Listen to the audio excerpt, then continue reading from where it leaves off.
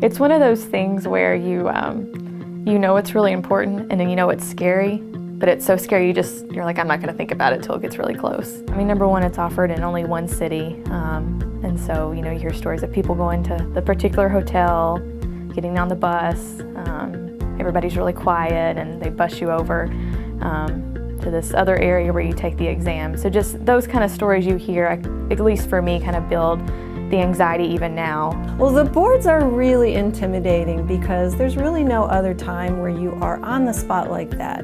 You're in a room with at least 2 other experts in the field of OBGYN, and they can ask you anything they want about anything related to all of OBGYN. And that's a big, big subject area. And none of us are experts in all of it. Perinatal Resources is a non-profit organization that was started 38 years ago solely for the purpose of providing the educational courses to help people get ready to take the boards and for continuing medical education. The difference with a nonprofit organization would be that we're not here to try to take home a big fat paycheck.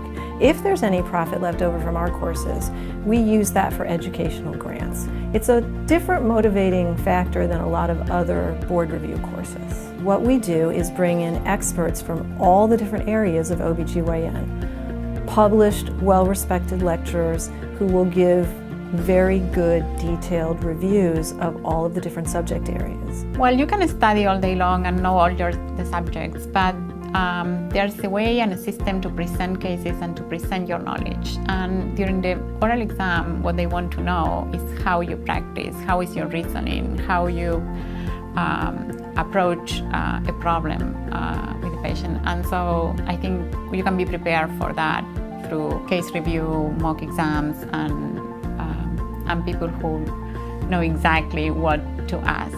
You have people that are, the experts within their specialty within obstetrics and gynecology, whether it's maternal fetal medicine, reproductive endocrinology and fertility, general gynecology, gynecology oncology. You have the best of the best there.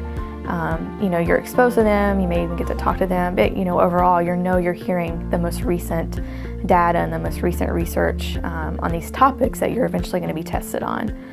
So I think that speaks volumes for the program in general, and also not only the speakers, but how long these speakers have been coming to give this course over and over, so obviously they enjoy it. Those of us involved in running this course, this is a passion project. This is something all of us have been through ourselves. We remember getting ready for the boards. We remember how anxiety-provoking it was. We've experienced this and we want to help. We do provide the syllabus on a CD. We also have webinars that you can subscribe to. And then while you're at the course, we have a variety of other optional learning experiences. We have small group sessions. We have mock oral exams, which you can purchase, where you'd have an individual experience using a mock oral examiner. We know that over the years, an increasing number of our attendees are young women, often with brand new babies. And for many, many years, we've offered a separate nursing mother's room where we are providing a live feed, a video and audio feed of the course, so our nursing moms can have their babies with them throughout the course without having to worry about other people being around and without disturbing the other people in the room, so they can stay with their babies while they take the course. A couple of other things to look for would be, do they give CME credit?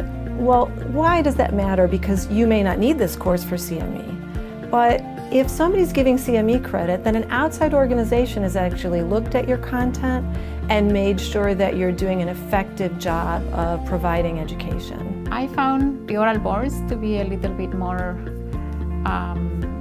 nerve-wracking than the written exam. But at the same time, if you have practiced and you're prepared through the practice of cases and mock exams, you can do very well. I think anytime you see a program like this that is nonprofit, it definitely makes you kind of stop and think about their motivation behind doing it.